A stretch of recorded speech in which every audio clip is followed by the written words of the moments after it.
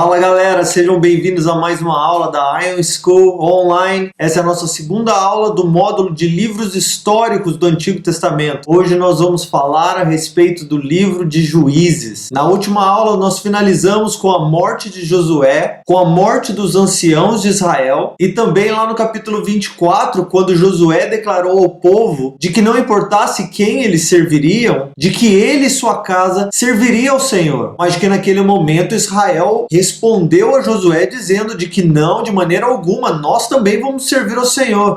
Se vocês vão servir ao Senhor, então lança fora qualquer ídolo do vosso meio, para que a aliança do Senhor seja feita santa no nosso meio. E é nesse contexto então que nós vamos começar a estudar o livro de Juízes, que no hebraico, na Tanakh, é chamado de Sefer Shoftim. Lá no capítulo 2, versículo 16, vai dizer que o Senhor levantou juízes sobre a nação de Israel. E esses juízes não são simplesmente oficiais de justiça, mas eles são líderes religiosos, líderes militares, chefes dos clãs de Israel. E esse livro de Juízes não vai nos revelar especificamente quem é o seu autor. Tradicionalmente, este livro é apontado com sua autoria sendo de Samuel, o profeta, que nasceu logo no final desse período dos Juízes e teria também sido considerado como um tipo de juiz. A história do livro de Juízes vai acontecer durante um período de mais ou menos 300 anos. Então, entre 1375, depois da morte de Josué, até 1070, mais ou menos no período do nascimento de Samuel. O próximo livro que nós vamos estudar, o livro de Ruth, também aconteceu durante esse período de Juízes, mas vamos deixar para estudar Ruth depois. O tema do livro de Juízes é muito simples e é muito claro. É a quebra da aliança pela parte dos israelitas, o resultado da ira de Deus por eles terem quebrado essa aliança e como o Senhor levantou 12 juízes para libertar o povo dos seus opressores, que também são resultados da ira de Deus sobre eles. O versículo-chave do livro de Juízes poderia já ser em si um resumo de todo o livro. Lá em Juízes 2, do versículo 16 ao 19, vai nos dizer o seguinte: Mas o Senhor levantou juízes que os livraram das mãos dos saqueadores. Entretanto, não deram ouvidos nem aos seus juízes, pois se prostituíram com os outros deuses e os adoraram. Logo se desviaram do caminho em que seus pais haviam andado em obediência aos mandamentos do Senhor. Não seguiram o exemplo dele. Quando o Senhor levantava um juiz, ficava ao lado dele e livrava os israelitas da mão dos seus inimigos durante toda a vida daquele juiz. O Senhor tinha compaixão deles em razão do seu gemido por causa dos que os oprimiam e afligiam. Mas depois da morte do juiz, voltavam atrás e se tornavam piores do que seus pais, seguindo outros deuses, cultuando e os adorando. Não abandonavam suas práticas nem sua obstinação. Essa porção é a imagem de todo o livro, que vai nos levar também para o resumo, que dessa vez é um versículo também do livro de Juízes, que por sinal é o último versículo do livro. Juízes 21, 25. Naqueles dias não havia rei em Israel. Cada um fazia o que lhe parecia certo. Para que esse resumo então faça sentido, nós precisamos compreender que Moisés, durante seus 40 anos de ministério, havia treinado Josué para ser o seu sucessor, para liderar o povo quando ele não estivesse. Já Josué não fez a mesma coisa e deixou o povo sem liderança, especialmente num momento crucial como esse, onde as tribos não estariam mais acampadas no mesmo lugar, onde não havia como comunicar com todos os israelitas em um só dia, porque no momento que eles voltassem para suas terras, cada um para suas casas, não haveria como reunir todos no mesmo lugar de maneira fácil. Então era necessário que houvesse uma preparação da parte de Josué, formando uma liderança governamental que temesse o Senhor e conhecesse as leis do Senhor, para ajudar os israelitas a caminharem dentro da aliança do Senhor. Mas falhando nisso, a única liderança que sobrou depois que Josué morreu foi a liderança sacerdotal. Eleazar, que era o sacerdote depois de Arão, morreu e quem ficou no seu lugar foi seu filho, Finéias, aquele que havia parado a praga, furando o casal com uma lança. Mas como esse governo sacerdotal estava fixo e focado nas suas cerimônias e nos seus rituais diários que precisavam ser feitos lá em Siló, era impossível que eles exercessem também uma liderança sobre toda a nação. O povo então se dividiu, cada um foi para sua terra, cada um tomou a sua herança. Haviam muitos territórios que ainda não haviam sido tomados e conquistados. O povo começou a se misturar com as mulheres mulheres da terra, sendo atraído pelos prazeres da terra, começaram então a adorar os deuses da terra e se desviaram da lei do Senhor, da aliança do Senhor. E é assim que nós vamos começar então a primeira parte do nosso esboço, do capítulo 1, versículo 1, até o capítulo 2, versículo 5, que vai nos mostrar o problema básico do livro de Juízes, o problema básico de Israel. Israel não destruiu e não expulsou os cananeus. Cananeus aqui, de uma maneira geral, é qualquer habitante da terra de Canaã. Antes de Josué morrer, ele ainda passou a incumbência aos líderes das famílias, das tribos, que eles precisavam expulsar das suas terras o povo idólatra que morava naquelas terras. O livro então vai começar com Judá se aliançando com Simeão para atacar o sul, e eles conseguem algumas vitórias, mas as terras que eles conquistaram, eles não fizeram o que deveriam e não expulsaram os cananeus da terra. Da mesma forma, quando foram atacar no norte, venceram algumas vezes, perderam muitas, mas acabaram se aliançando ou dando uma trégua e não mataram e não expulsaram o povo da terra. E aí então nós vamos ver no capítulo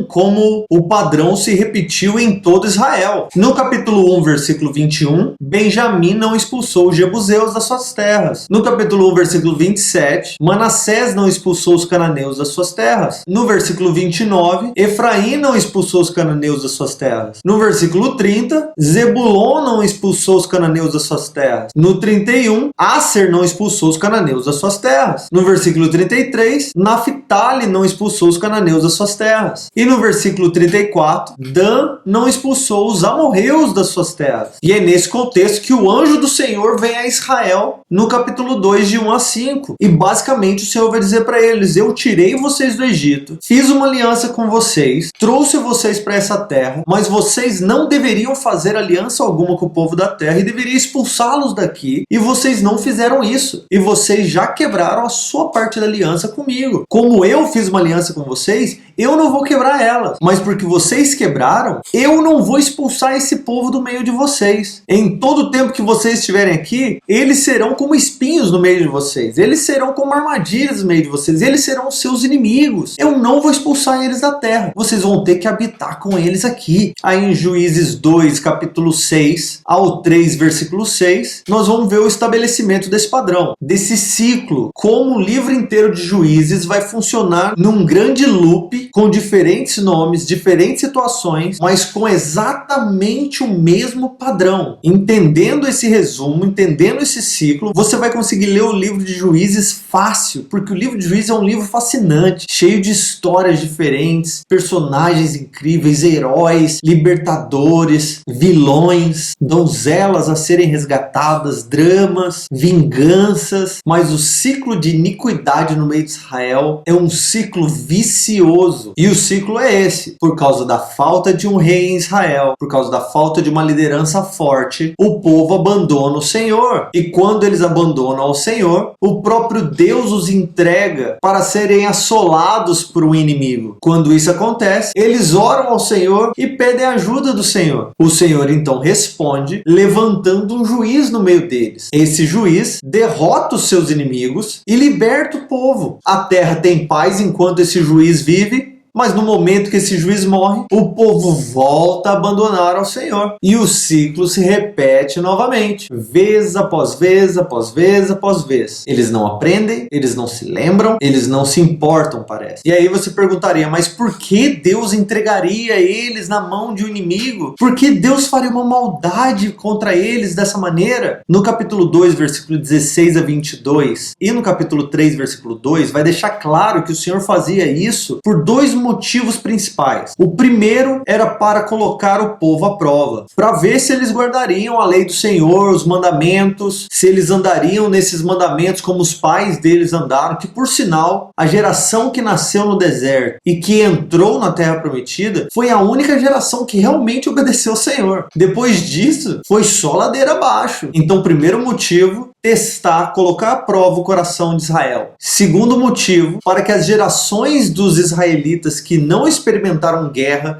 debaixo da liderança de Josué pudessem também ser treinados para o combate, para que Israel continuasse como um exército forte sempre em todas as gerações. O que me parece legal, mas melhor ainda é pensar que se eles tivessem guardado as leis do Senhor e a aliança para com Deus, eles nem precisariam lutar, porque o próprio Senhor seria protetor deles e os livraria de todos os seus inimigos, como ele fez, por exemplo, com Salomão. Agora então que nós entendemos como vai funcionar esse padrão, esse tipo de loop, nós vamos para a próxima parte do esboço, do capítulo 3, versículo 7 ao versículo 11, com o nosso primeiro juiz, Otoniel, lá da tribo de Judá, que lutou contra os amorreus. E quando nós vamos tentar descobrir e entender a cronologia de Juízes, nós vamos perceber que mesmo que a Bíblia vá usar terminologias como todo Israel seguiu, ou liderou sobre todo Israel, e se juntou com todo Israel, possivelmente isso estaria falando localmente entre as tribos vizinhas a este acontecimento. Até mesmo algum desses juízes estava vivo e protegendo a nação de Israel, enquanto outro juiz estava vivo em outra localidade, em outra porção de Israel, fazendo o mesmo. Então o ciclo começa novamente aqui. No versículo 7, Israel abandona o Senhor. No versículo 8, Deus se ira contra eles e entrega eles aos seus inimigos, os arameus. Então Cuxã-Risataim, que era rei da Mesopotâmia, veio sobre Israel e subjugou Israel por 8 anos. Durante esse período, então, o povo clama ao Senhor, se lembra, nossa, nós somos povo de Deus, nós precisamos do Senhor, nos ajuda, Senhor. O Senhor responde, é misericordioso. Ele levanta então Otoniel e dá a ele sabedoria e capacidade para liderar o seu povo. Isso acontece no versículo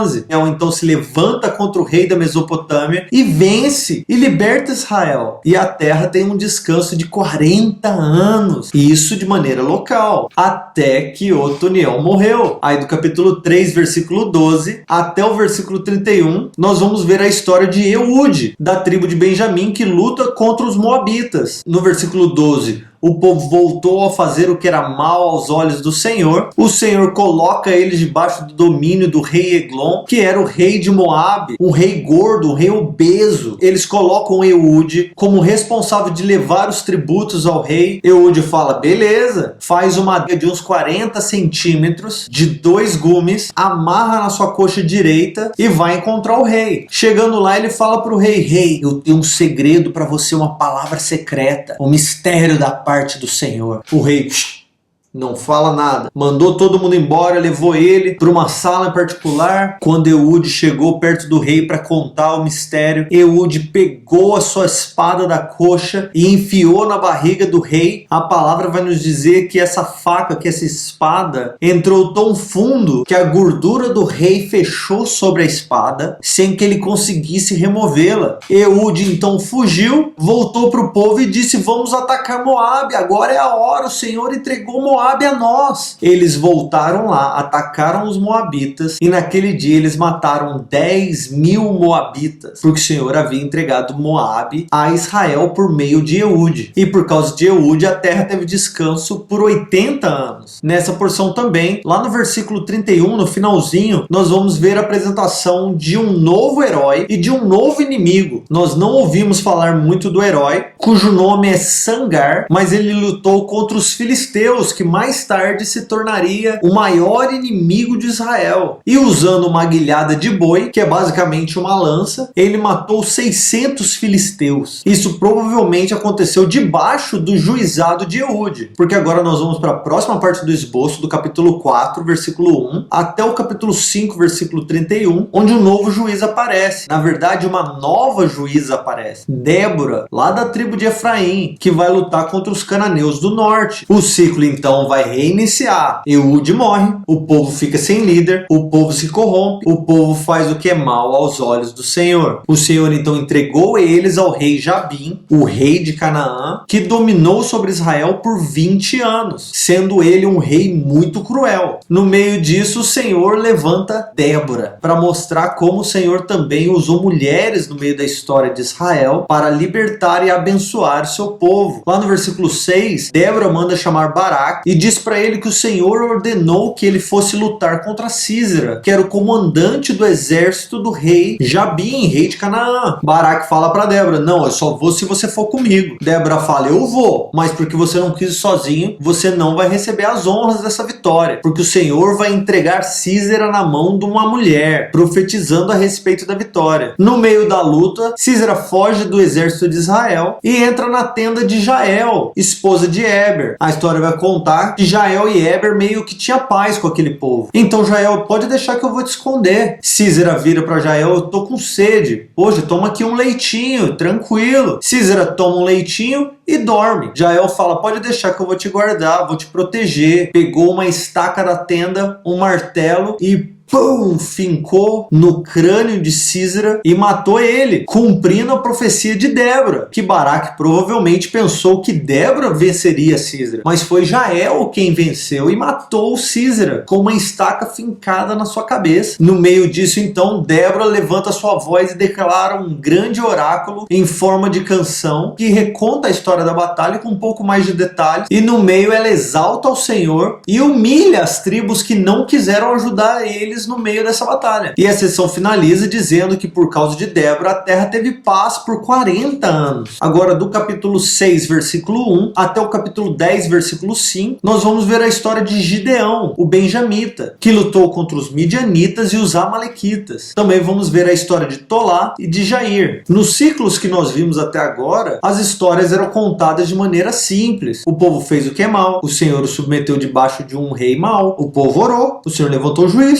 libertou o povo. Mas nessa sessão, nós vamos ver que os detalhes são muito maiores e o ciclo é bem mais elaborado. A narrativa começa com Israel fazendo mal aos olhos do Senhor, e a opressão dessa vez vem por meio das legiões orientais, liderados por Midian e por Amaleque, os povos que são os midianitas e os amalequitas. O povo então clama ao Senhor, pede ajuda, e aí o Senhor levanta um libertador, um novo juiz, Gideão. Mas na própria história de Gideão agora, nós vamos ver o ciclo se repetindo dentro da história. O anjo do Senhor encontra Gideão, fala com ele que vai levantar ele para libertar o povo. Gideão diz ao Senhor: se é o Senhor mesmo que está falando comigo, espera aí. Foi lá, pegou um sacrifício, o anjo do Senhor consumiu o sacrifício com fogo, o anjo do Senhor vai embora. Gideão ainda pensa mais um pouquinho: Senhor, só para ter certeza que é o Senhor que está falando comigo, faz essa porção de algodão amanhã acordar ensopada pelo orvalho da manhã e toda a terra ao redor permanecer seca. No outro dia ele acordou, espremeu o algodão, só o algodão estava molhado e a terra estava seca ao redor. Ele: não, Senhor, é maravilhoso o que o Senhor está falando, mas eu não tenho certeza se é o Senhor. Vamos fazer o seguinte, que amanhã tudo ao redor esteja molhado do orvalho, mas o algodão não. No outro dia, tudo molhado, menos o algodão. Ele falou: beleza, é o Senhor então vamos tentar fazer de acordo com o que o Senhor está me mandando. Ele já ousadamente se levanta de madrugada, destrói um altar de Baal, o povo fica maluco com ele, vem atrás dele, querendo matar ele. O pai de Gideão vira pro povo e fala: não é o altar de Baal que ele destruiu? Baal não é o Deus de vocês? Por que Baal não está lutando e vingando o seu altar? Ele precisa da ajuda de vocês? E aí a Bíblia vai nos contar que a partir daquele momento o povo começou a chamar Gideão de Jerubaal, que significa que Baal lute contra você, porque ele destruiu o altar de Baal. Depois nós vamos ver Gideão levantando um exército gigantesco para libertar Israel, mas Deus olha para aquele exército e fala assim: não, tem muita gente aí, se for todo mundo lutar na guerra, vocês vão vencer e vocês vão começar a dizer: não, nós ganhamos por causa da nossa força, porque nós somos um povo numeroso, a glória precisa ser minha. Aí Deus fala para Gideão: declara pro povo, qualquer um que for covarde e tiver com medo agora, vai embora, volta para suas casas. E 22 mil homens voltaram para suas casas, 22 mil soldados medrosos, ficaram só 10 mil homens. Deus olhou e falou: não, é muita gente ainda, vocês ainda vão dizer que a vitória foi por força própria. Aí Deus diz para Gideão: manda o povo beber água, e separa o povo em duas categorias: aqueles que pegaram a água e beberam com a sua língua, e aqueles que se ajoelharam para beber água. Manda de volta para casa qualquer homem que tiver ajoelhado para beber água, porque ele não estava dando atenção, nem estava preparado para a guerra, caso necessário. E aí, desses 10 mil homens, ficaram somente 300. Deus olhou e falou: beleza, vamos com 300. E com esses 300 homens, o Senhor deu a vitória a Gideão contra Midian. Depois que eles venceram Midian, eles voltaram a ir para a guerra e venceram o exército de Zeba e Zalmuna, que tinha um exército de 15 mil homens. No capítulo 8, versículo 23, Gideão vai dizer que ele não quer ser líder de Israel, porque o povo está tentando coroar ele rei. Ele vai falar: não, de jeito algum. O rei de Israel deveria ser o próprio Senhor, porque vocês são povo dele. Lembrou da aliança, viva Gideão. Mas aí o que ele faz depois? Ele fala: mas eu